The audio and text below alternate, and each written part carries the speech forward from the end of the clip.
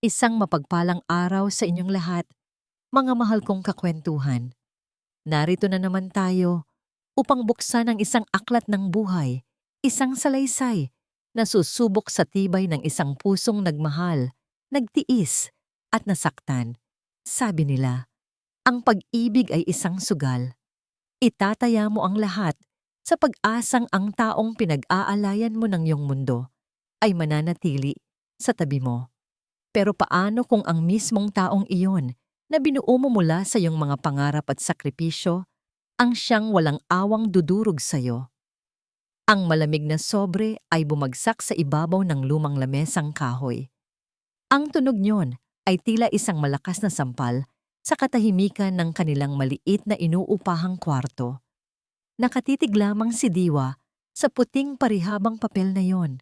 Sa labas ng sobre, nakasulat ang pangalan niya, Diwa Alcaraz. Ngunit sa ilalim nito, may mga salitang hindi niya maintindihan. Mga salitang legal, mga salitang parang lason. Ano to, Lakan? Tanong niya. Ang boses ay nanginginig. Hindi dahil sa takot, kundi dahil sa pagkalito. Kanina lang, nasa graduation ceremony sila. Kanina lang, ang puso niya ay umaapaw sa galak habang pinagmamasdan ang lalaking pinakamamahal niya na umakyat sa entablado upang tanggapin ang diploma sa medisina. Si Dr. Lacan Salcedo, ang pangarap nilang dalawa na binuo niya sa loob ng 5 taon gamit ang kanyang pawis, pagod at luha. Naalala niya ang amoy ng plansa sa graduation toga ni Lacan kaninang madaling araw.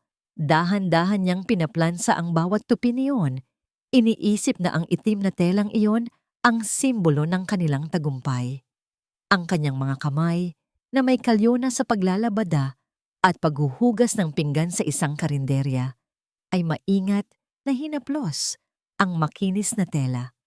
Ang layo sa gaspang ng sarili niyang palad. 5 taon siyang nagtrabaho sa umaga bilang labandera at sa gabi bilang tagasilbi para lang mapag-aral si Lacan sa pinakamagaling na unibersidad. Bawat sentimong kinikita niya, halos lahat ay napupunta sa tuition, libro, at allowance ni Lacan. Para sa kanya, sapat na ang kanin na may asin, basta't alam niyang si Lacan ay nakakakain ng maayos para makapag-aral. Binabati kita, bulong niya sa sarili kanina habang nakaupo sa pinakalikurang bahagi ng auditorium, sa seksyon para sa mga walang bayad na bisita. Hindi niya afford ang magandang upuan sa harap, ngunit sapat na sa kanya na makita ang pagngiti ni Lacan. Ngunit ang nangiting iyon, napansin niya, ay hindi para sa kanya. Nang lumingon si Lacan sa audience, ang mga mata nito ay hindi siya hinanap. Dumiretso ang tingin nito sa isang pamilyang nakaupo sa harapan, ang pamilya Imperial, ang may-ari ng ospital kung saan magre-residency si Lacan. At sa tabi nila, naroon si Celestine, ang maganda at eleganteng anak nito, na pumalakpak ng may paghanga. At ngayon, narito sila sa kanilang kwarto. Ang amoy ng tagumpay ay napalitan ng amoy ng katapusan. Tinaas ni Diwa ang kanyang paningin mula sa sobre patungo sa mukha ni Lacan. Ang lalaking minahal niya ay nakatayo roon. Nakasuot pa rin ng kanyang mamahaling barong, ngunit ang mga mata nito ay kasing lamig ng yelo. Wala na ang Lacan na nangangako sa kanya ng magandang kinabukasan habang kumakain sila ng pansit canton. Wala na ang Lacan na humahalik sa kanyang mga kalyo at nagsasabing balang araw, hindi na niya hahayaang magtrabaho pa si Diwa. Basahin mo, utos ni Lacan, walang emosyon ng boses. Dahan-dahang binuksan ni Diwa ang sobre. Ang mga kamay niya ay nanginginig. Divorce petition. Iyon ang salitang hindi niya maintindihan kanina. Papel ng hiwalayan. Bakit? Iyon lang ang salitang lumabas sa kanyang bibig. Isang tanong na puno ng sakit at pagtataka. Lacan, bakit? Nagawa na natin. Doktor ka na. Ito na yung pangarap natin. Ngumisi si Lacan. Isang ngisi na hindi kailanman nakita ni Diwa sa kanya. Isang ngisi na puno ng pagmamataas at pangmamaliit. Pangarap ko, Diwa, hindi pangarap natin. Pagtatama nito, lumapit ito sa kanya at sa bawat hakbang, tila bumibigat ang hangin sa silid. Tignan mo ang sarili mo at tignan mo ako. Isa na akong doktor. Ikaw, isa ka pa ring labandera.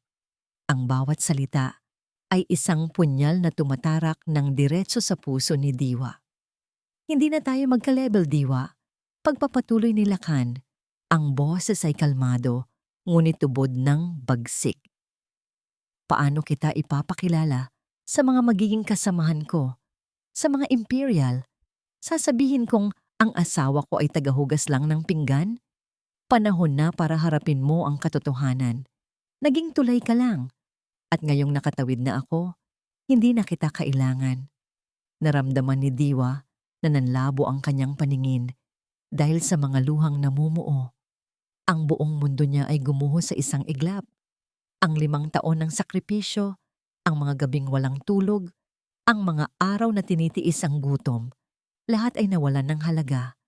Napaatras siya, napasandal sa pader. Ang lakas na ginamit niya para itaguyod si Lakan ay biglang naglaho. Pumirma ka na lang, sabi ni Lakan, sabay talikod. Para hindi na tayo magsayang ng oras. Walang lingon-likod na lumabas ng pinto si Lakan Salcedo. Isinara ito nang may kasamang diin.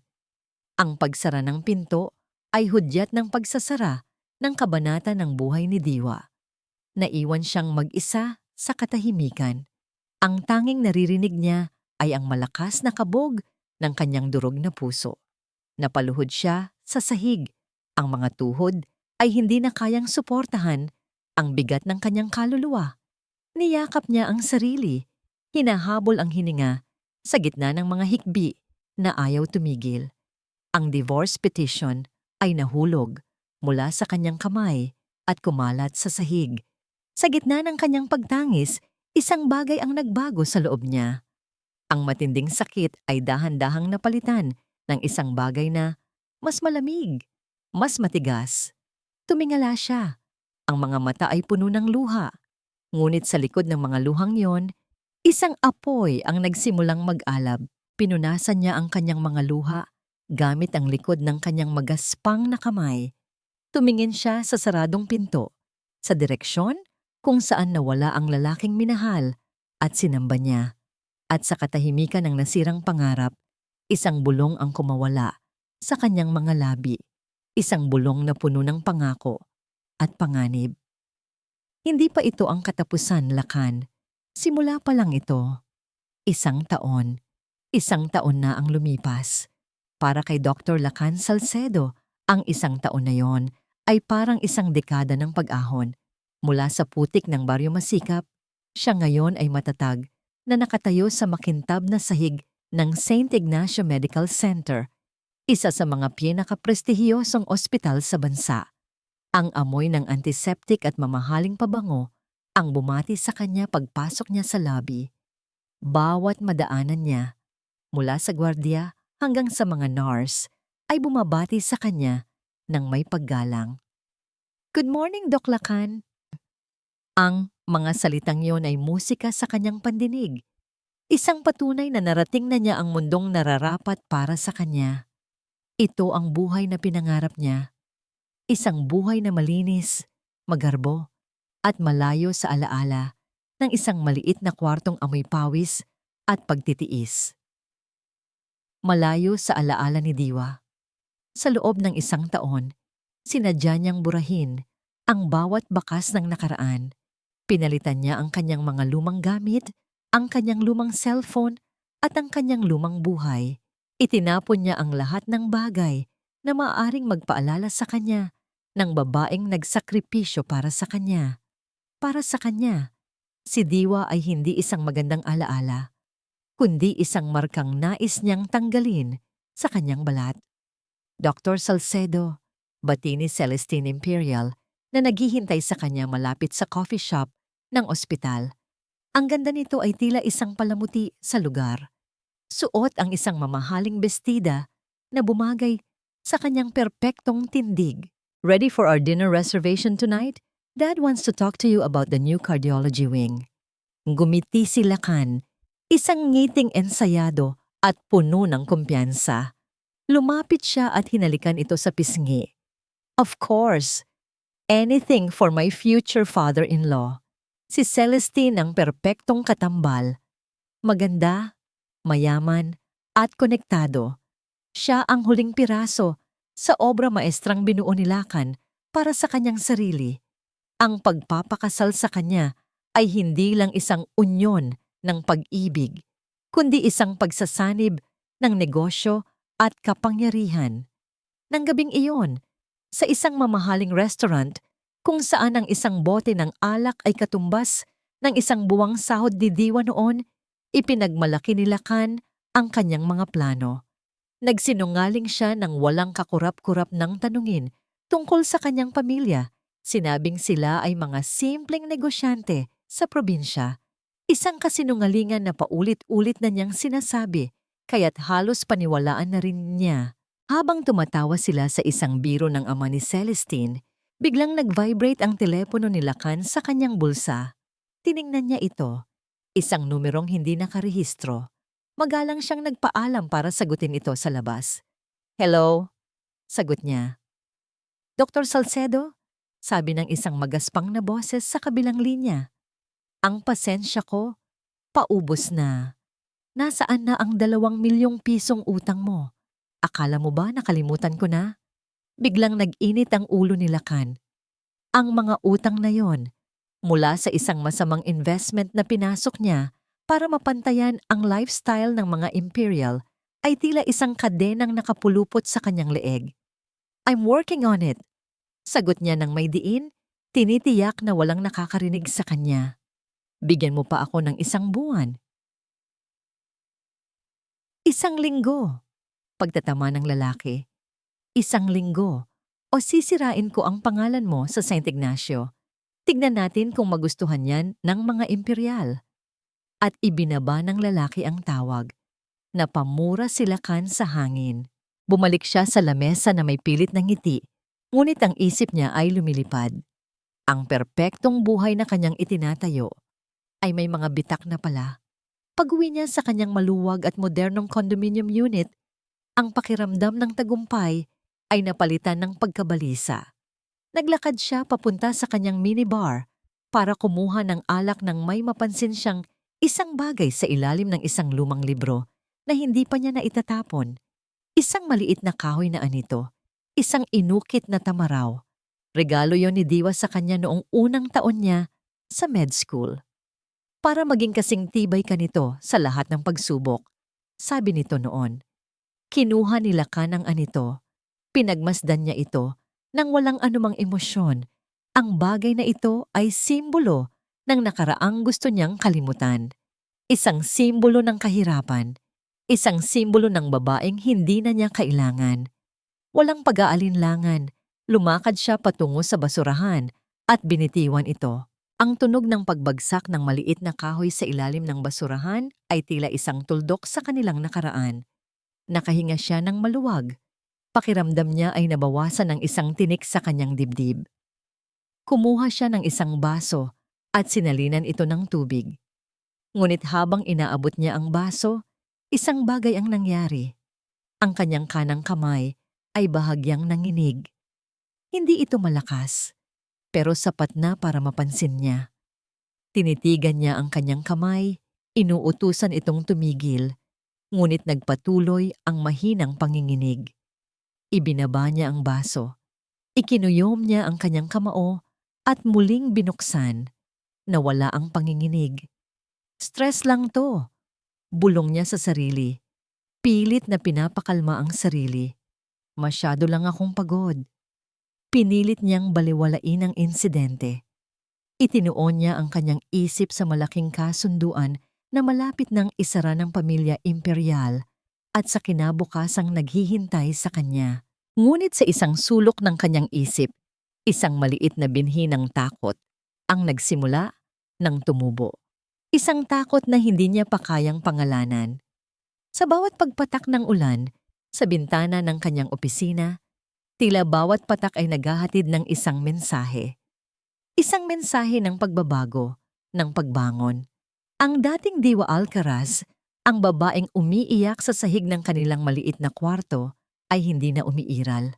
Sa halip, narito si Diwa Alcaraz, ang punong tagapangasiwa ng The Pagsibol Foundation. Ang kanyang opisina ay hindi kasing garbo ng mga opisina sa St. Ignacio. Ngunit ito ay puno ng buhay at pag-asa. Sa dingding ay nakasabit ang mga litrato ng mga batang napagaling, mga estudyanteng nakatapos ng pag-aaral, mga pamilyang nabigyan ng ikalawang pagkakataon. Ang bawat larawan ay kwento ng tagumpay, tagumpay na kanyang pinaghirapan. Hawak niya ang isang ballpen na gawa sa pinong metal, tila isang sandata sa kanyang kamay. Sa harap niya ay nakalatag ang mga dokumento ng kanyang pundasyon, ang Pagsibol Foundation. Ang pagsibol, pag-usbong, ito ang kanyang bagong buhay, ang kanyang bagong pagkatao. Magandang umaga, Ma'am Diwa. Bati ng kanyang sekretarya, si Maya, isang batang babae na kasing sigla ng pangalan niya. Nandito na po ang mga report mula sa outreach program sa Bicol. Ngumiti si Diwa kay Maya. Ang kanyang nangiti ay hindi na kasing inosente ng dati, ngunit ito ay puno ng katatagan at kabutihan. Salamat, Maya. Pakihanay mo na lang sa aking folder. Pagkaalis ni Maya, ibinaling ni Diwa ang kanyang atensyon sa mga folder. Sa ibabaw ng mga ito ay nakapatong ang isang maliit na larawan. Hindi litrato ng isang tao, kundi isang makalumang litrato ng isang magandang babae na may malungkot na mga mata. Ang kanyang ina. Napabuntong hininga si Diwa. Ma, bulong niya. Nakikita mo ba to? Ang lahat ng ito? Para sa inyo. Ang kanyang ina ay isang simpleng may bahay na napilitang itaguyod mag-isa ang pamilya matapos siyang iwan ng kanyang ama. Nakita ni Diwa ang sakit at paghihirap ng kanyang ina sa pagpapalaki ng magkakapatid, ang patuloy na pakikipaglaban sa kahirapan. At sa huli, ang kanyang ina ay nagkasakit at wala silang sapat na pera para sa gamutan. Doon nag-ugat ang pangako ni Diwa na hindi na niya hahayaang mangyari iyon sa sinuman, lalo na sa mga tulad niyang walang kalaban-laban sa sistema.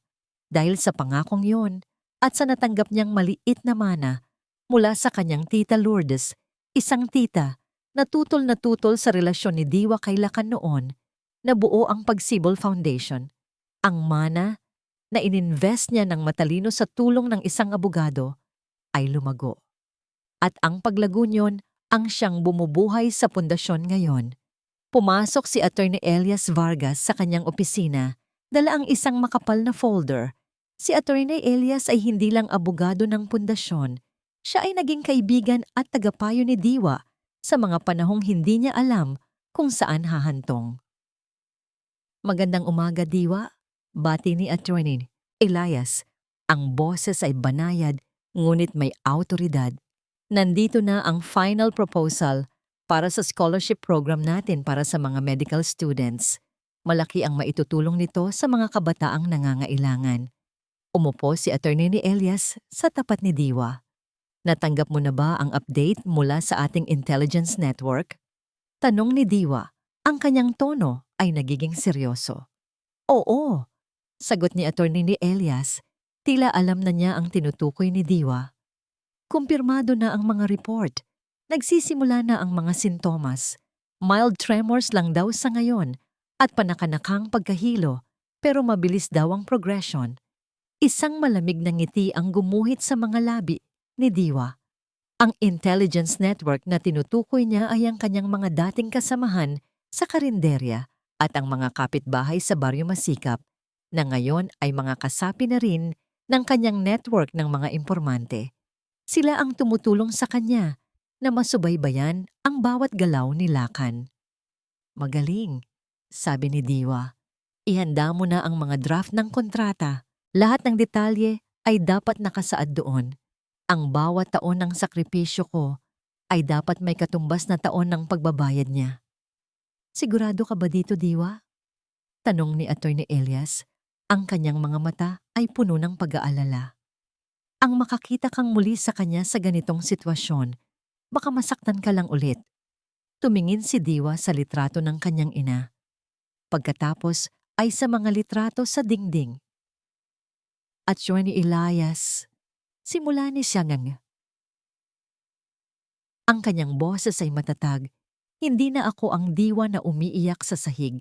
Ang sakit na naramdaman ko noon ay hindi naglaho. Ginawa ko lang itong gatong para sa apoy na magbibigay liwanag sa iba. Ang layunin ko ay hindi ang maghiganti. Ang layunin ko ay katarungan. At ang katarungan ay hindi pagpapahirap. Ito ay pagbibigay ng tamang halaga sa bawat kilos. Tumingala siya.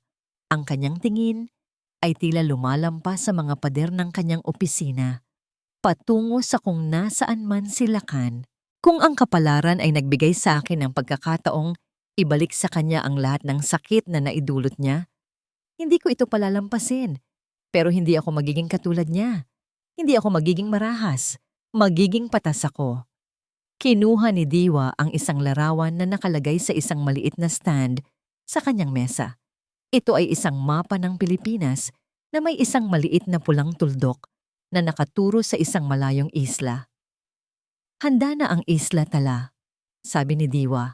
Ang kanyang mga mata ay kumikislap sa determinasyon. Oras na para siya naman ang sumabak sa kanyang sariling pagsubok. Tumingin siya kay Atty. Elias, isang pilyong ng ngiti ang sumilay sa kanyang mga labi. Ihanda mo na rin ang mga legal na dokumento para sa pagpapalawak ng ating operasyon sa Mindanao. Kailangan nating masigurong walang makakalusong sa ating plano. Napatango si Atty. Elias na akit sa determinasyon ni Diwa. Alam niyang ang babaeng ito ay hindi lamang malakas, kundi matalino rin. Ang kanyang plano ay tila isang malaking laro ng chess, kung saan ang bawat galaw ay maingat na kinakalkula. Kinuha ni Diwa ang isang envelope na kulay maroon na naglalaman ng isang kopya ng kontrata na ibinigay ni Lacan sa kanya noon. Binuksan niya ito at ang nakasulat na divorce petition ay tila isang malaking pag-alipusta sa kanya. Ngunit ngayon, hindi na ito nagdudulot ng sakit. Nagdudulot na ito ng lakas. 5 taon kang naghihirap para sa akin, sabi niya. Tila kinakausap ang alaala ng kanyang ina. Ngayon, oras na para ang pagdurusa mo ay maging simula ng pagbabago. Hindi lang para sa akin, kundi para sa marami pang iba. Itinabi niya ang lumang kontrata at kinuha ang bagong draft ng kontrata na inihanda ni Atty. Vargas. Isulat natin ang bagong kasaysayan. Sabi ni Diwa, ang kanyang tinig ay puno ng pangako. Ang kasaysayan ng pagsibol. Dr. Salcedo, handa na po ang pasyente sa room 302. Minor procedure lang po, pagtanggal ng cyst. Ang boses ng nurse ay malinaw. Ngunit sa pandinig ni Lacan, ito ay tila nanggagaling sa ilalim ng tubig. Tumango lang siya. Pilit na itinatago ang katotohanang ang sahig na kanyang tinatapakan ay tila bahagyang gumagalaw. Ang mga panginginig, dati, sa kamay lang. Ngayon, nararamdaman na niya ito sa buong katawan. May mga pagkakataong bigla na lang siyang nahihilo na kailangan niyang kumapit sa pader para hindi matumba. Tinatago niya ito sa lahat, sinasabing kulang lang siya sa tulog o mababa ang kanyang blood sugar. Ngunit sa kaibuturan ng kanyang puso, alam niyang may mali. May malaking mali. Sa loob ng procedure room, habang naghahanda siya, ang pamilyar na bigat ng scalpel sa kanyang kamay ay naging banta. Ang kamay na dati kasing tigas ng bato na kayang magsagawa ng pinakadelikadong operasyon ay siya na ngayong kanyang pinakamalaking kalaban. Scalpel, utos niya sa nurse. Inabot ito sa kanya. Habang dahan-dahan niyang itinatapat ang talim sa balat ng pasyente, ang pamilyar na panginginig ay bumalik. Isang maliit na pagyanig. Sinubukan niyang kontrolin ito. Pinakakalma ang kanyang paghinga. Ngunit sa halip na mawala, mas lalo itong lumakas. Nagawa niyang tapusin ang procedure, ngunit ang kanyang pulso ay bumibilis. Ang pawis ay namuo sa kanyang noo. Pakiramdam niya ay para siyang isang impostor, isang sirkerong naglalakad sa alambre na malapit ng mahulog. Kinabukasan, ang takot niya ay nagkatotoo. Dr. Salcedo, pinapatawag ka sa opisina ni Dr. Morales. Sabi ng head nurse, ang muka ay seryoso. Si Dr. Morales ang medical director ng ospital at isang malapit na kaibigan ng ama ni Celestine. Pagpasok ni Lacan sa malaking opisina, nakita niya agad ang galit sa mukha ng matandang doktor. Ano itong report na natanggap ko? Simula ni Dr. Morales, ang boses ay mababa, ngunit puno ng pagbabanta. Hawak niya ang patient chart mula sa procedure kahapon. Ang hiwa mo ay masyadong malalim. Nagkaroon ng minor nerve damage ang pasyente.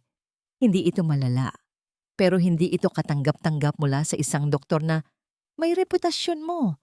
Anong nangyayari sa'yo, Lacan? Nakatayo lang si Lacan, hindi makaimik. Walang salitang pwedeng lumabas sa kanyang bibig para ipagtanggol ang sarili. Paano niya sasabihing hindi niya nakontrolado ang sarili niyang mga kamay? This is a warning, Salcedo, sabi ni Dr. Morales. Isa pang pagkakamaling ganito at masisira hindi lang ang pangalan mo, kundi pati na rin ang pangalan ng ospital at ang pangalan ng mga imperial. Magtino ka. Lumabas si Lacan sa opisina na parang binuhusan ng malamig na tubig. Ang pagkapahiya ay tila isang lason na kumakalat sa kanyang mga ugat. Ang gabi ay hindi naging maganda. Sa kanilang dinner date, napansin ni Celestine ang kanyang pagkabalisa. Lacan, ano bang problema mo? Tanong nito. Ang boses ay iritado. Kanina ka pa wala sa sarili. Pinagtitinginan na tayo ng mga tao. Kung may problema ka sa trabaho, ayusin mo. Ayokong nadadamay ang pangalan ng pamilya ko sa kapabayaan mo. Pagod lang ako, Celestine.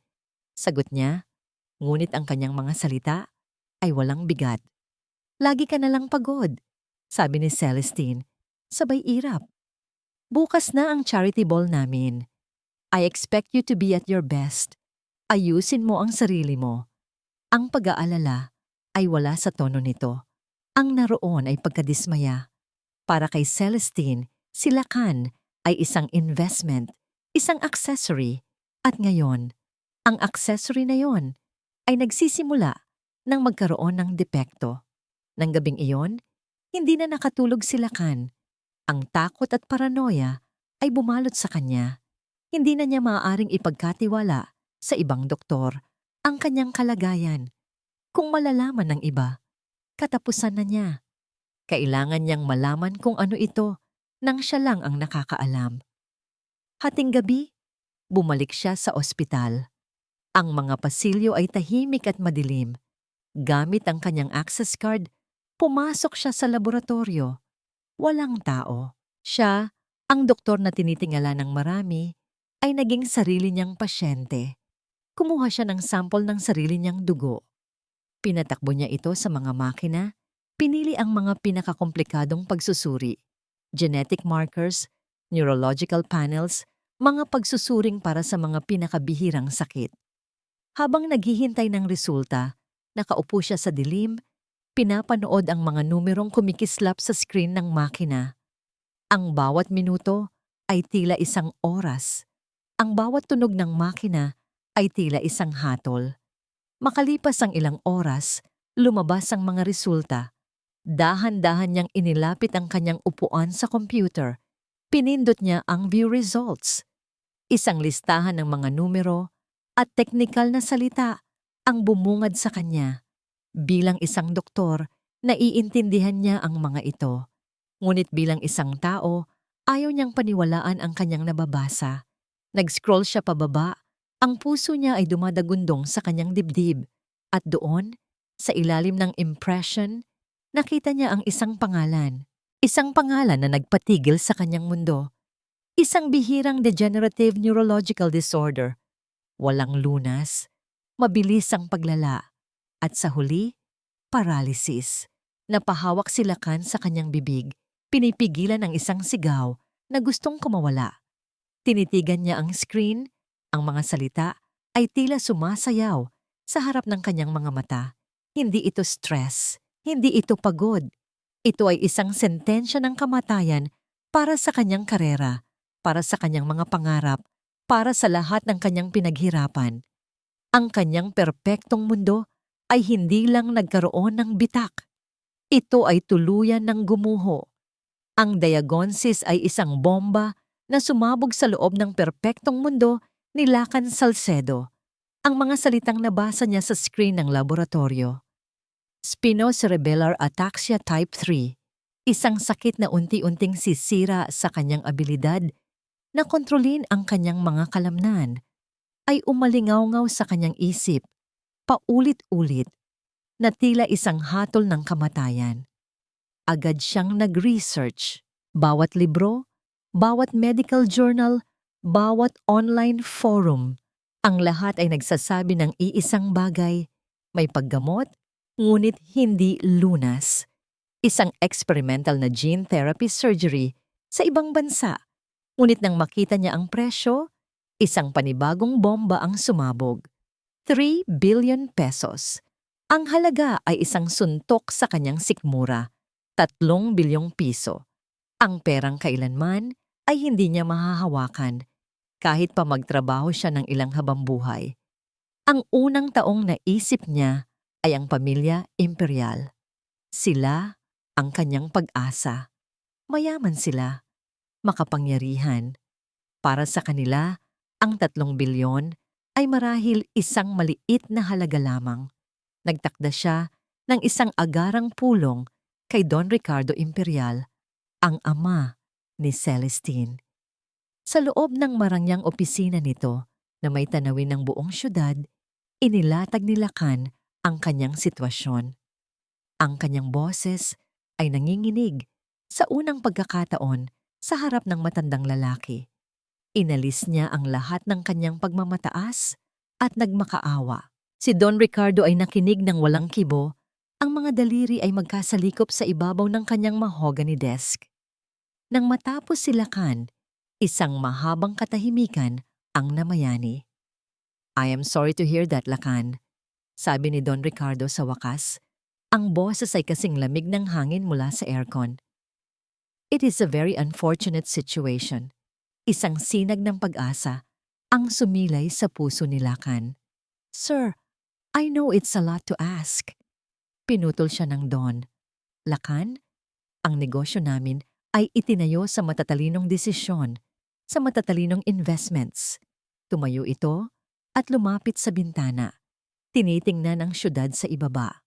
"And I don't invest in depreciating assets." Ang mga salita ay tumama kay Lacan na parang isang truck. Anong ibig niyong sabihin, sir?" Humarap si Don Ricardo, ang mukha ay walang emosyon.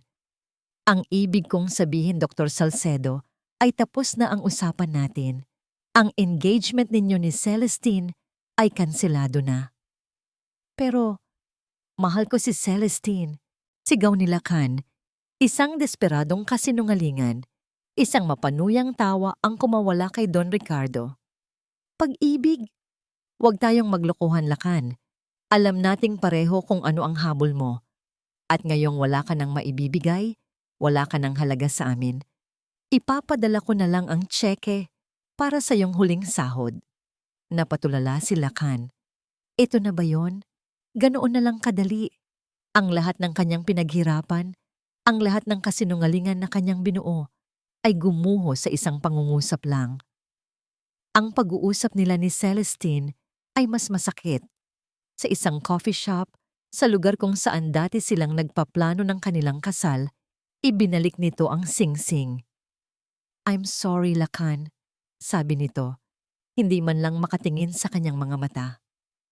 "Pero hindi ko kayang mag-alaga ng isang lumpo. Hindi iyon ang buhay na gusto ko."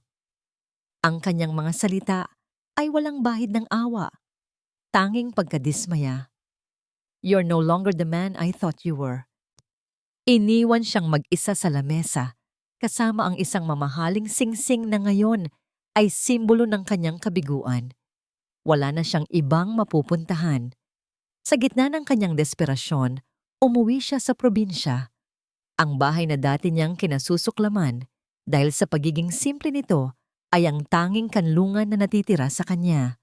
Naabutan niya ang kanyang ina na nagluluto sa maruming kusina. Nang makita siya, agad itong natuwa. Ngunit napalitan ito ng pag-aalala nang makita ang itsura ng kanyang anak. Anak, anong nangyari? Sa gitna ng pag-iyak, isinumbong ni Lakan ang lahat.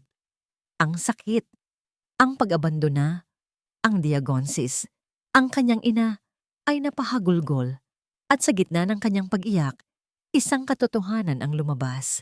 Isang katotohanang mas masakit pa sa diagnosis mismo. Anak, patawarin mo ako. Humihikbing sabi ng kanyang ina habang hawak-hawak ang kanyang mga kamay. Alam ko na, matagal ko nang alam. Napatigil si Lakan. Anong alam nyo? Nay? Ang sakit na yan, sabi ng kanyang ina. Nasa pamilya natin yan. Ang lolo mo, namatay siya dahil dyan. Ang sabi ng mga doktor noon, baka mamana ng mga susunod na henerasyon. Itinago ko ito sa'yo. Itinago ko dahil ayokong maging hadlang ito sa mga pangarap mo. Ayokong isipin mong may limitasyon ka. Napabitaw si Lakan sa pagkakahawak ng kanyang ina. Ang pagtatapat nito ay hindi nagdulot ng ginhawa, kundi ng isang matinding galit. Ang kanyang buong buhay, ang kanyang ambisyon, ay itinayo sa pundasyon ng isang kasinungalingan. Isinugal ng kanyang ina ang kanyang kalusugan para sa isang pangarap na ngayon ay abuna. Bakit hindi niyo sinabi? Sigaw niya, ang boses ay puno ng sakit at pagtataksil. Bakit? Walang maisagot ang kanyang ina, kundi ang patuloy na pag-iyak at paghingi ng tawad. Nakatayo si Lakan sa gitna ng kanilang maliit na sala. Napapaligiran ng mga pader na saksi sa kanyang kahirapan. Inabandona ng kanyang mapapangasawa. Tinanggihan ng lipunan. At ngayon, nalaman niyang niloko siya ng sarili niyang ina. Wala na siyang pera. Wala na siyang karera. Wala na siyang kinabukasan. Wala na siyang pag-asa. Lumipas ang mga araw na tila isang mahabang panaginip. Si Lakan ay nakakulong sa lumang kwarto niya sa probinsya. Nakatingin lang sa kisame, hinihintay ang unti-unting paghina ng kanyang katawan. Ang mga panginginig ay mas lumalala. Ang paglalakad ay nangangailangan na ng iba yung pagsisikap. Ang balita ng kanyang pagbagsak ay mabilis na kumalat. Ang dating golden boy ng St. Ignacio ay isa na ngayong talunan. Isang araw, dumalaw ang isang dati niyang kasamahan sa med school, si Dr. Reyes, na na-assign sa kanilang probinsya. Dala nito ang isang basket ng prutas at isang mukha na puno ng awa.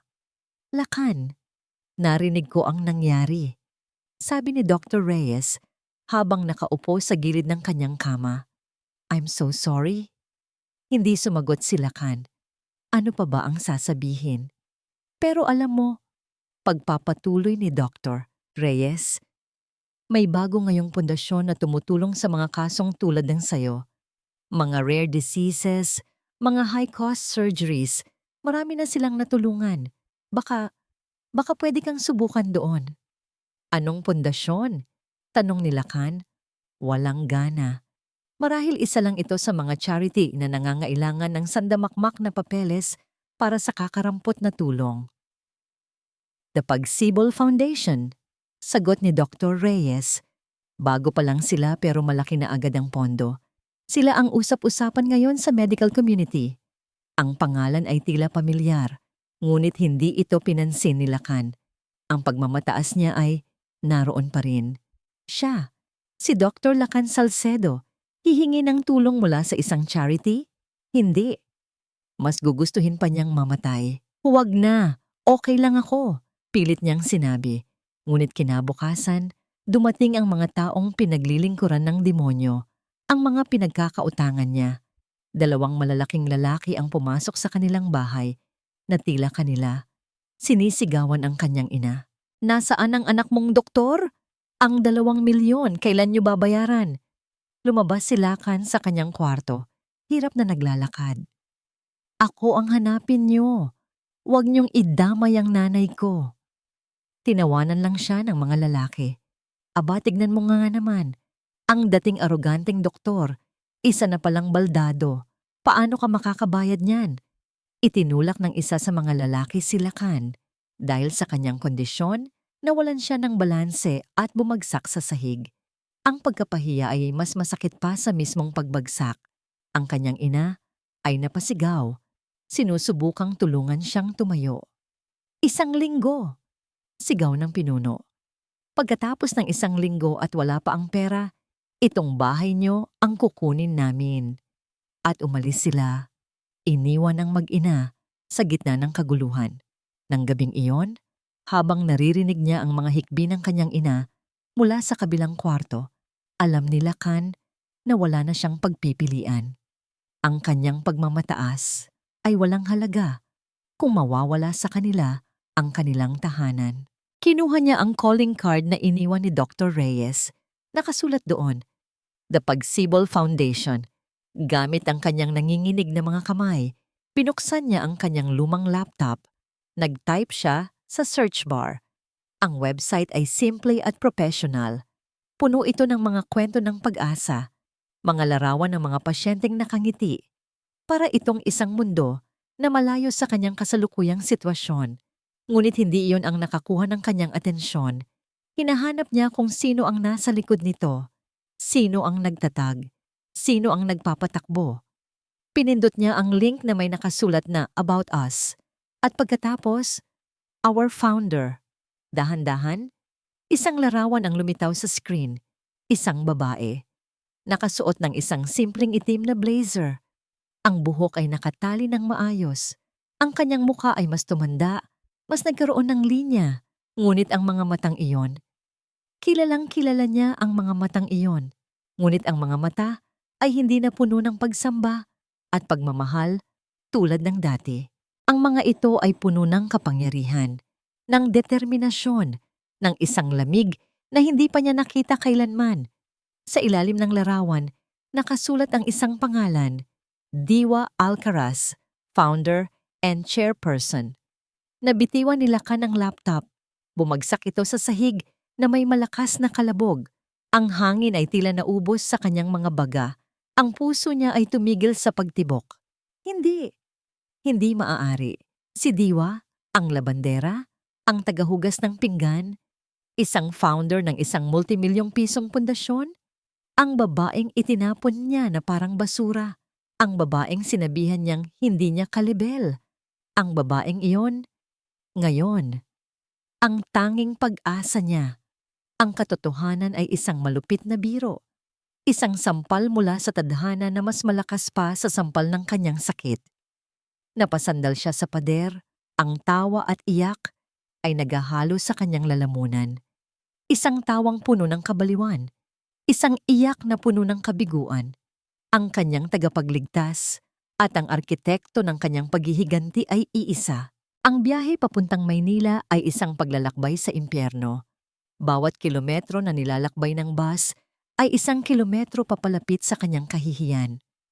Para kay Lakan, hindi ito isang paglalakbay ng pag-asa, kundi isang prosesyon ng pagkatalo. Ang gusali ng The Pagsibol Foundation ay hindi matayog, ngunit meron itong dignidad, malinis, moderno, at napapalibutan ng isang hardin. Habang naglalakad siya patungo sa salaming pinto, bawat hakbang ay mabigat.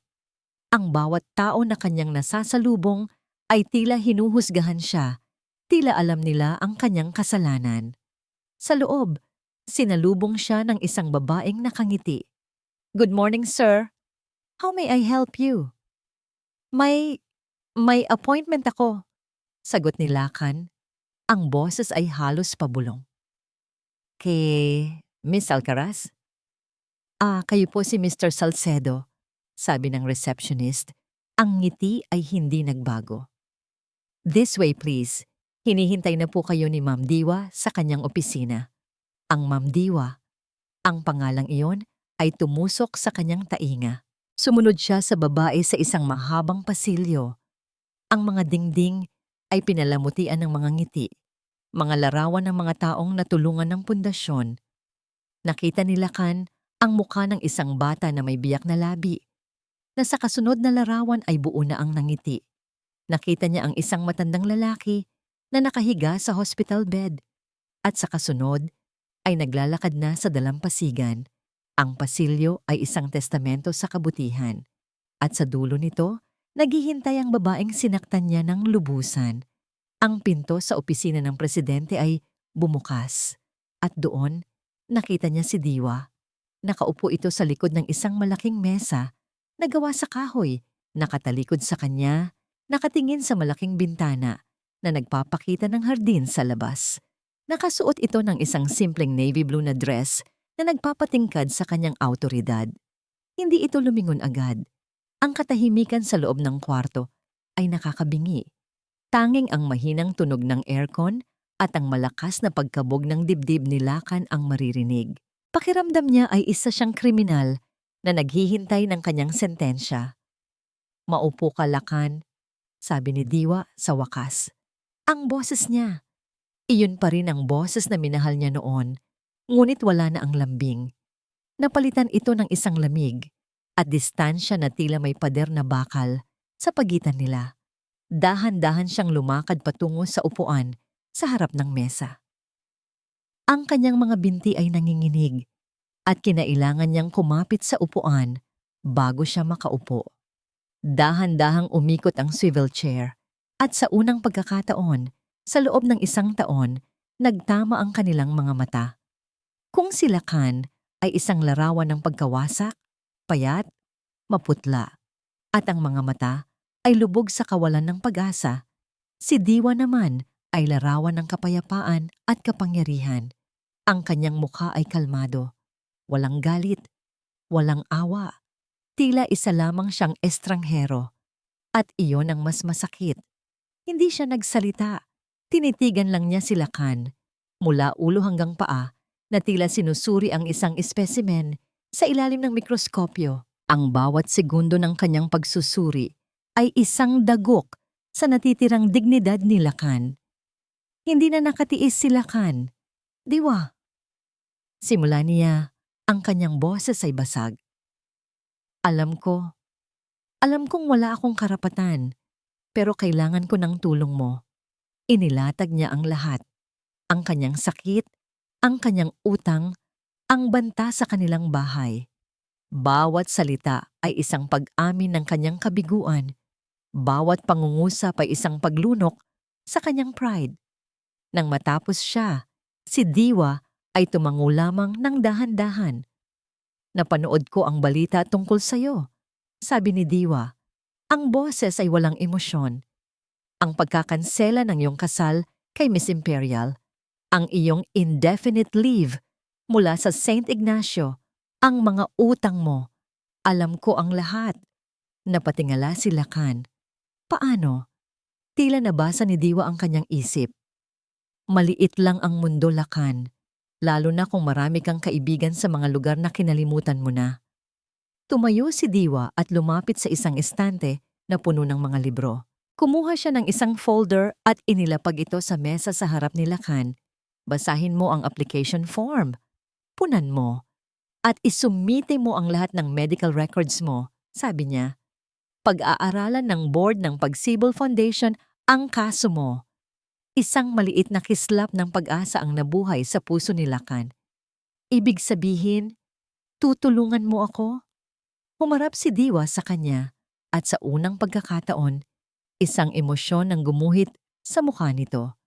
Hindi galit, hindi awa, kundi isang bagay na mas komplikado, isang bakas ng nakaraan. Ang Pagsibol Foundation ay tumutulong sa lahat ng nangangailangan. "Lacan, walang pinipili," sabi niya. Pagkatapos, isang maliit at malamig na ngiti ang sumilay sa kanyang mga labi. "Matutulungan kita, Lacan, pero lahat ng tulong ay may katumbas na halaga." Makalipas ang isang linggo, muling ipinatawag si Lacan sa opisina ni Diwa. Ngunit sa pagkakataong ito, hindi lang sila dalawa. Sa tabi ni Diwa ay nakaupo si Attorney Elias Vargas, isang lalaking may matalas na tingin at seryosong anyo. Ang presensya niya ay nagdagdag ng bigat sa tensyonadong hangin. Sa ibabaw ng mesa sa pagitan nila ay isang makapal na dokumento, nakabigkis sa isang asul na folder. Ang titulo, na nakasulat sa malalaking letra, ay tila isang pangungutya, Medical Grant and Service Agreement. Salamat sa pagdating, Mr. Salcedo. Formal na bati ni Attorney Vargas. Siya ang nagsalita, habang si Diwa ay nanatiling tahimik. Isang reynang nagmamasid sa kanyang nasasakupan. Matapos ang masusing pag-aaral ng board, naaprubahan ang iyong aplikasyon para sa buong medical grant. Nakahinga ng maluwag si Lacan. Ito na yon, ang kaligtasan. Salamat. Maraming salamat. Ang grant ay sasagutin ang lahat ng gastos para sa iyong operasyon sa Estados Unidos, pagpapatuloy ng abogado, at babayaran din ng pundasyon ang lahat ng iyong mga natitirang utang. Sa kabuuan, ang halaga ay aabot sa mahigit 3 bilyong piso. Ang mga salita ay tila isang panaginip. Ang lahat ng kanyang problema, malulutas. Ngunit alam ni Lacan na may kasunod ito. Tumingin siya kay Diwa na nakatingin sa kanya ng diretso. Ang mga mata ay hindi kumukurap. Ngayon, para sa service agreement, sabi ni Attorney Vargas, binubuklat ang dokumento. Bilang kapalit sa tulong na ito, ikaw, si Dr. Lacan Salcedo, ay magbibigay ng iyong serbisyo bilang isang doktor sa ilalim ng Pagsibol Foundation. Tumango si Lacan. Inaasahan na niya ito. Marahil 1 taon, 2 taon, iyon ay isang maliit na bagay kumpara sa kanyang buhay. Ang kontrata ay para sa isang panahon ng 28 taon. Napatigil sa paghinga si Lacan. Tama ba ang narinig niya? Ano? 28? Tama, kumpirma ni Attorney Vargas. Walang pagbabago sa tono. 28 years. Ikaw ay itatalaga sa isa sa aming mga community clinics. Walang sahod. Ang pundasyon ang magbibigay ng iyong pagkain, tirahan, at mga pangunahing pangangailangan. Lahat ng iyong kikitain bilang doktor ay mapupunta sa pondo ng pagsibol. Ito ay kabaliwan. Sigaw ni Lacan na patayo. Tumingin siya kay Diwa. Ito ay paghihiganti, Diwa. Isa itong sentensya. Ginagawa mo akong alipin. Sa unang pagkakataon, nagsalita si Diwa. Ang kanyang boses ay kalmado, ngunit bawat salita ay may bigat ng isang martilyo. Alipin? Tanong niya. Isang kilay ang bahagyang tumaas. Ang paglilingkod sa mga nangangailangan, pag-aalipin ba ang tawag doon? Akala ko, iyan ang sinumpaan ng lahat ng doktor. Huminga siya ng malalim. Hindi ito paghihiganti, Lacan. Ito ay katarungan. Isang pagkakataon para maging doktor ka ulit sa tunay na kahulugan nito. 28 taon? Halos pabulong na tanong ni Lacan. Bakit ganoon katagal? Isang anino ng sakit ang dumaan sa mga mata ni Diwa, ngunit mabilis itong nawala. 5 taon, Lacan. 5 taon. O 60 buwan akong nagsakripisyo para sa'yo. Katumbas ng 280 linggo. Kung bibilangin mo, ang kontrata mo ay para sa 28 taon. Bawat 3 buwan ng serbisyo mo ay katumbas ng bawat linggo na nagtrabaho ako para sa pangarap mo. Natigilan si Lacan. Bawat detalye, kinuwenta niya. Bawat patak ng pawis ni Diwa may katumbas na presyo. Hindi ko kaya, sabi ni Lacan. Napaupo muli, ang lakas ay tuluyang nawala. Sinisira mo ang buhay ko. Hindi, sagot ni Diwa. Ang boses ay matigas na parang bato. Binibigyan kita ng buhay. Ang alternatibo, Lacan, ay mamatay ka sa sakit mo at ang pamilya mo ay mawalan ng tahanan. Nasa sayo ang pagpili. Inilatag ni Attorney Vargas ang huling pahina ng kontrata at isang mamahaling pluma sa harap ni Lakan. Ang linya para sa pirma ay tila isang bangin na naghihintay sa kanya. Tumingin siya sa kontrata. Ang kanyang pangalan ay nakasulat doon. Ang kanyang sentensya, ang kanyang kaligtasan. Tumingin siya sa labas ng bintana. Ang mga tao ay naglalakad, malaya. Isang buhay na hindi na niya mararanasan sa loob ng halos 3 dekada. Tumingin siya kay Diwa. Ang babaeng minahal niya, sinaktan, at ngayon ay ang kanyang may-ari. Alam niya na wala siyang pagpipilian. Ang kanyang pagmamataas, ang kanyang mga pangarap, ang kanyang kalayaan. Lahat ay nawala. Ang natitira na lang ay ang kanyang buhay. At may presyo ito. Isang napakamahal na presyo. Ang panginginig ng kanyang kamay ay mas malala ngayon. Hindi dahil sa sakit, kundi dahil sa bigat ng desisyong kanyang gagawin. Dahan-dahan niyang kinuha ang pluma. "Pumirma ka, Dr. Salcedo," sabi ni Diwa. Ang boses ay malamig at pinal. Ang buhay mo ang nakataya. Ang operasyon ay isinagawa sa isang makabagong ospital sa San Diego, California. Ang pinakamagagaling na surgeon sa larangan ng neurology ang humawak sa kanyang kaso. Para sa kanila, si Lakan ay isa lamang pasyente, isang medical case na pinondohan ng isang mapagkawang-gawang organisasyon mula sa Pilipinas. Hindi nila alam ang kwento sa likod ng malaking halaga na nagligtas sa kanyang buhay. Nagising si Lakan sa isang puting kwarto. Ang unang bagay na naramdaman niya ay ang pagkawala. Ang pamilyar na panginginig sa kanyang mga kamay ay wala na. Sinubukan niyang igalaw ang kanyang mga daliri, isa-isa. Sumunod sila. Walang pag-aatubili. Walang pagyanig. Sa unang pagkakataon sa loob ng maraming buwan, nakaramdam siya ng pisikal na ginhawa. Ngunit ang ginhawang yon ay agad na napalitan ng isang mabigat na bigat sa kanyang kaluluwa. Ang kanyang katawan ay naayos na, ngunit ang kanyang buhay ay pag-aari na ng iba. Isang nurse na Pilipina ang pumasok sa kanyang kwarto. "Gising na po pala kayo, Mr. Salcedo?" sabi nito nang may ngiti. "Ako po si Ana, isa sa mga staff ng Pagsibol Foundation na na-assign para tulungan kayo sa inyong recovery." Ang bawat salita, Pagsibol Foundation, ay isang paalala ng kanyang kontrata. Siya ay hindi na isang independenteng tao, kundi isang asset ng pundasyon. Sa mga sumunod na linggo ng kanyang paggaling, si Lakan ay may maraming oras para mag-isip. Ang tahimik na mga gabi sa ospital ay mas mahaba kaysa dati. Walang Celestine na tumatawag. Walang mga kasamahang doktor na bumibisita. Tanging siya, ang kanyang mga iniisip, at ang mga staff ng Pagsibol na magalang na nag-aasikaso sa kanya. Isang araw, tumawag ang kanyang ina. Ang boses nito ay puno ng galak at pasasalamat. "Anak, kamusta ka na?" "Umiiyak na," sabi nito. Tumawag dito ang Pagsibol Foundation. Sinabi nilang ligtas ka na at binayaran na nila ang lahat ng utang natin. Hindi na kukunin ang bahay natin, anak. Sa halip na matuwa, isang matinding kirot ang naramdaman ni Lakan.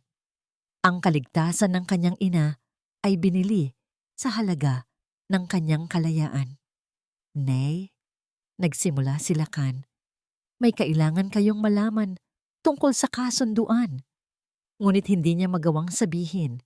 Paano niya sasabihin sa kanyang ina na ang anak nitong pinangarap na maging isang dakilang doktor ay isa na ngayong kontraktual na alipin sa loob ng 28 taon.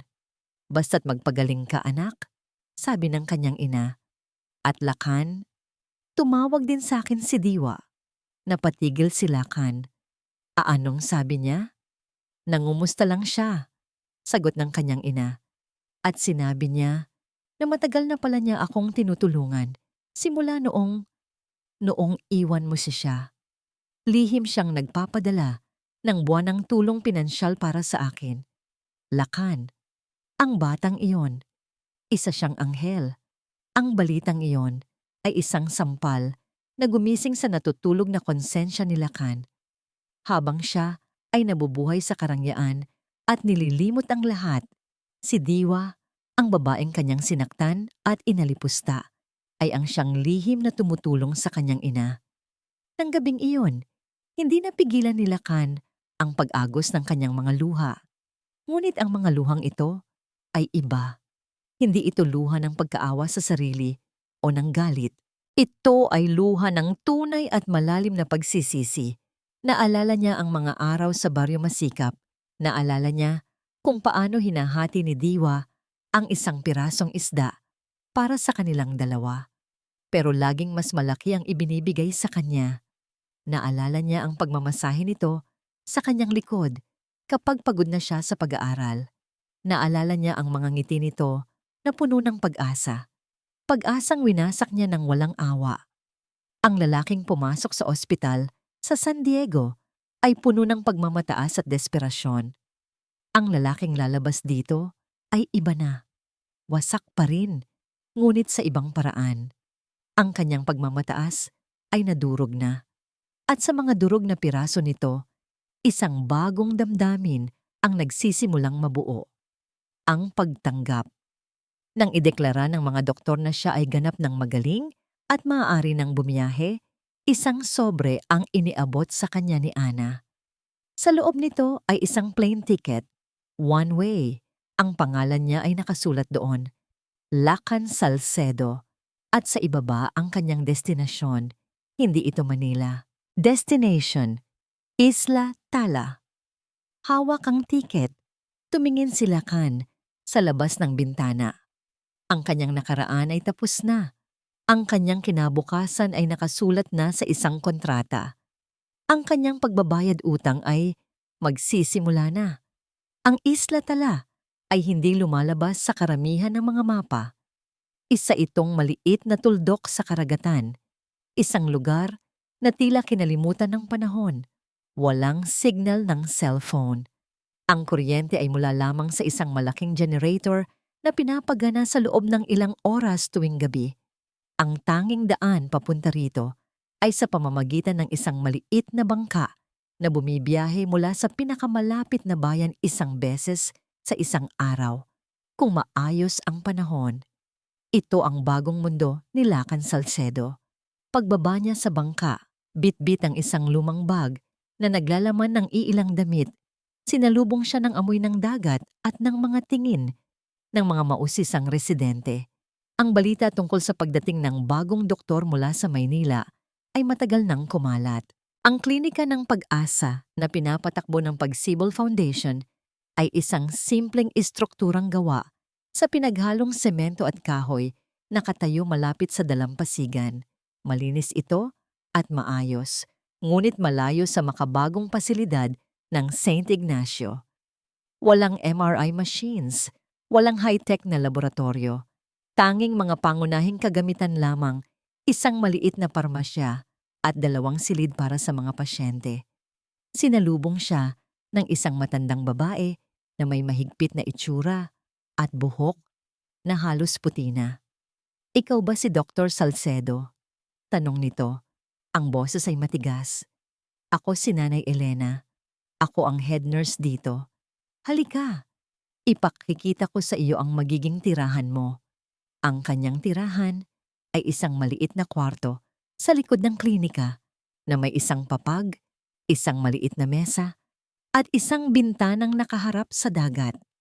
Ito ay mas maliit pa sa banyo ng kanyang dating kondominium. Walang seremonya. Agad siyang isinalang sa trabaho. May lagnat ang anak ni Aling Nita. "Tingnan mo na." Utos ni Nanay Elena. Ang unang pasyente niya ay isang 5 taong gulang na bata. Nanginginig sa lagnat sa loob ng isang kulambo. Ang ina, si Aling Nita, ay nakatingin sa kanya ng may halong pag-asa at pag-aalinlangan. Ginamit ni Lakan ang kanyang stethoscope. Ang tanging pamilyar na bagay sa bagong mundong ito, simpleng impeksyon lang. Binigyan niya ito ng gamot mula sa limitadong supply ng klinika. "Maraming salamat, Doc," sabi ni Aling Nita. Ang mga mata ay puno ng pasasalamat.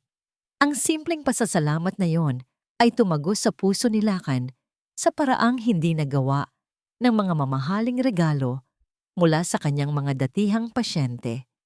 Ang mga sumunod na araw ay isang paulit-ulit na rutina.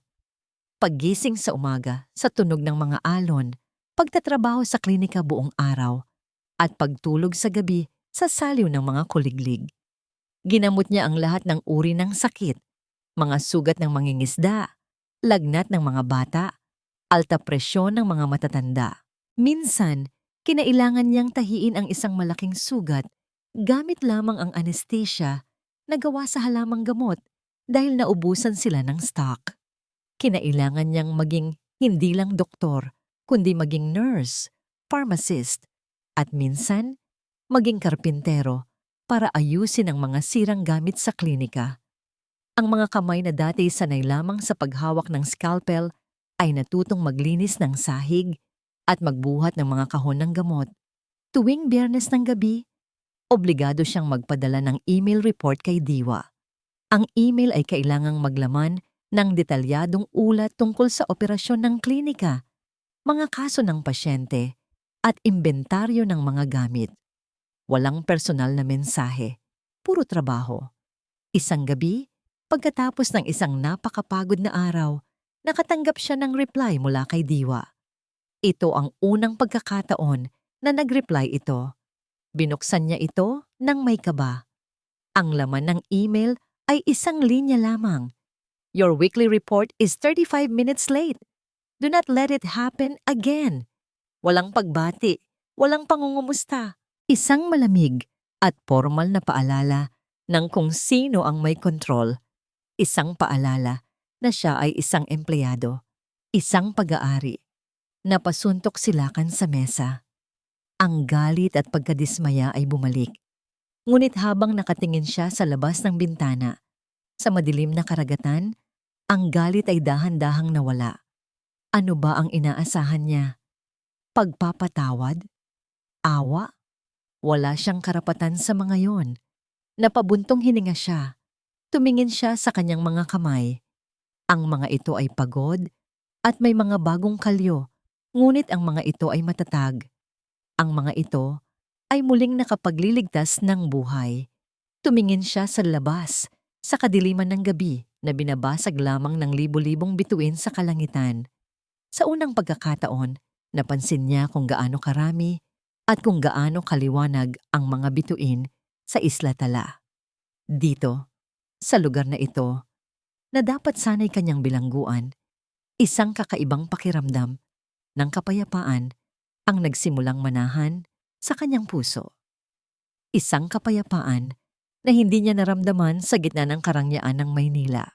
Isinara niya ang kanyang laptop, nahiga siya sa kanyang papag, pinakikinggan ang alon.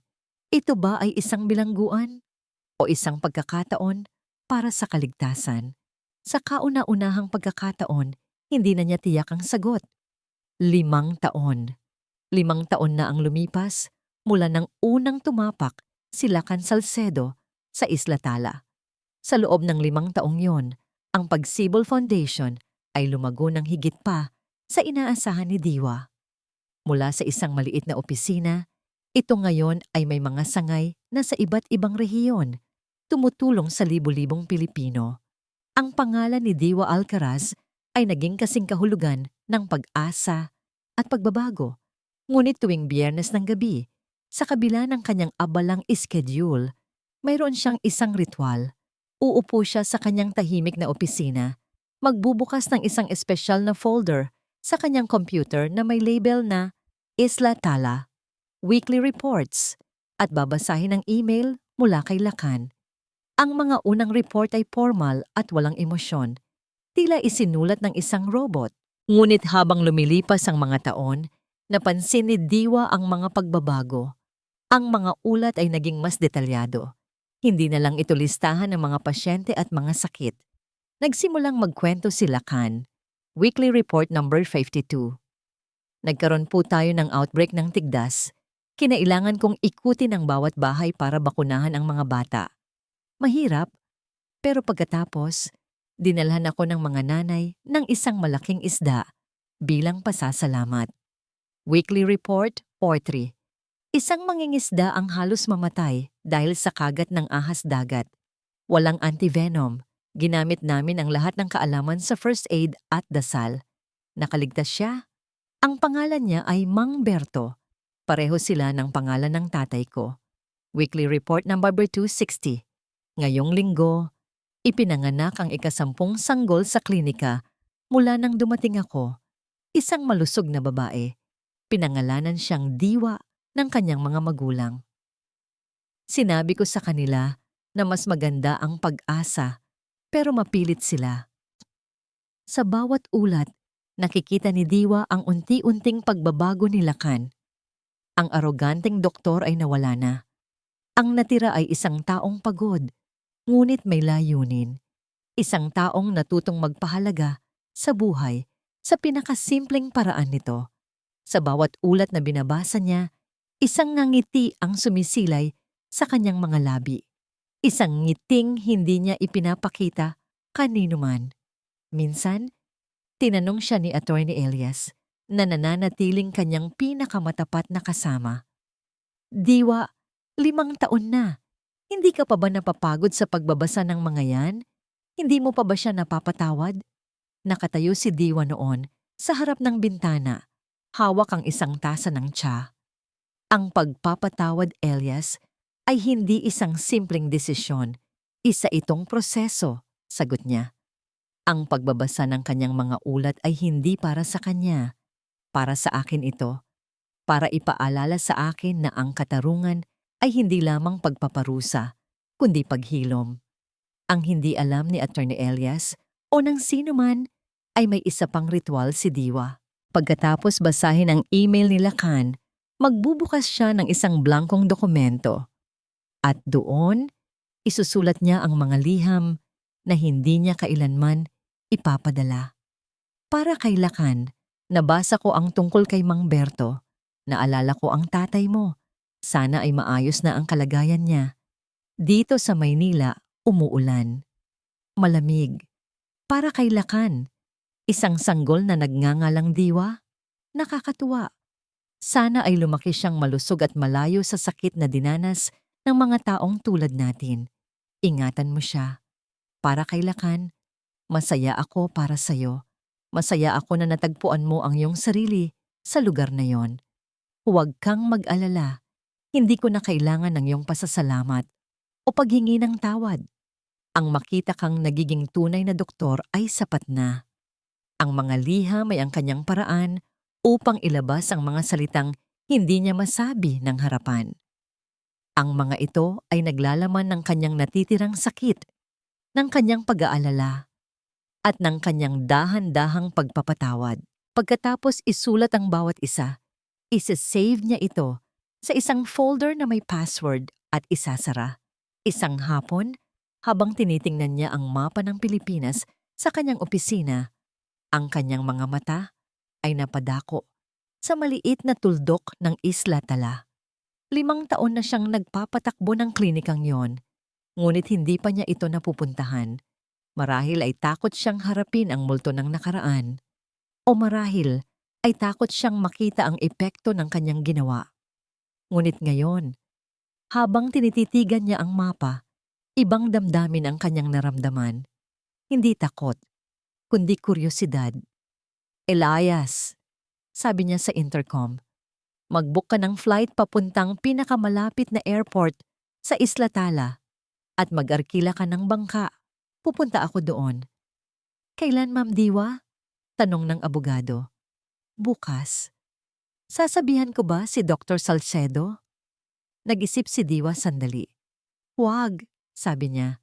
Gusto kong makita ang isla. Gusto kong makita ang klinika.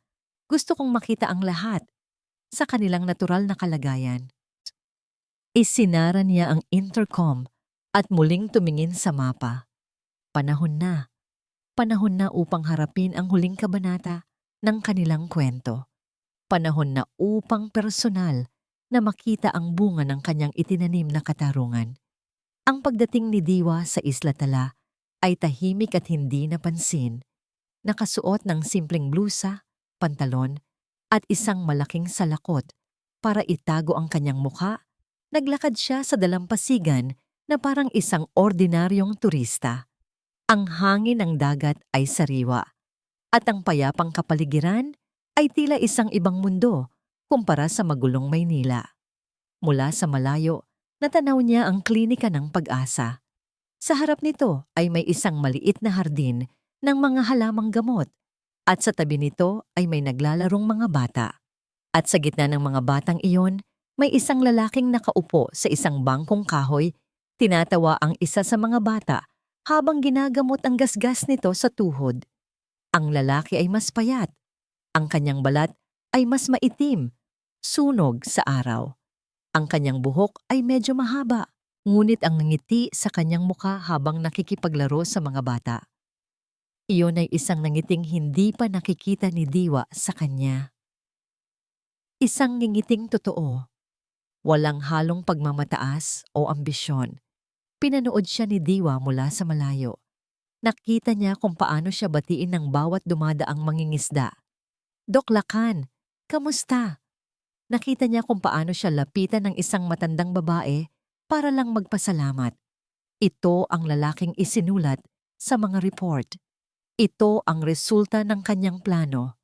Nang papalubog na ang araw, naglakad si Diwa papunta sa klinika. Eksaktong palabas si Lakan para umupo sa dalampasigan at panoorin ang paglubog ng araw. Isang ritual na ginagawa niya araw-araw ayon sa mga ulat. Sa una, hindi siya napansin ni Lakan. Ngunit nang mapadaan si Diwa sa kanyang harap, bigla itong natigilan. Ang pamilyar na tindig, ang paraan ng paglalakad. "Diwa?" Halos pabulong na tanong ni Lakan, hindi makapaniwala. Tumango si Diwa, dahan-dahang inaalis ang kanyang salakot. "Kamusta ka, Lakan?" Napatayo si Lakan. Sa loob ng 5 taon, inisip niya kung ano ang gagawin o sasabihin niya kung sakaling dumating ang araw na ito. Ngunit ngayon na nandito na, walang salitang lumalabas sa kanyang bibig. Naglakad sila nang walang imikan. Sa dalampasigan, ang tunog lamang ng mga alon ang kanilang kasama. Ang papalubog na araw ay nagpinta ng kulay kahel at lila sa kalangitan. "Maganda pala dito," basag ni Diwa sa katahimikan. "Oo," sagot ni Lakan. "Payapa." Huminto sila. Humarap si Lakan kay Diwa. Ang kanyang mga mata ay malinaw, walang pagkukunwari. "Salamat," sabi niya. Hindi ito isang pilit na pasasalamat, kundi isang salitang nagmula sa kaibuturan ng kanyang kaluluwa. "Salamat sa pagbibigay mo sa akin ng pagkakataong ito. Iniligtas mo hindi lang ang katawan ko, kundi pati na rin ang kaluluwa ko." Hindi siya humingi ng tawad. Hindi na kailangan.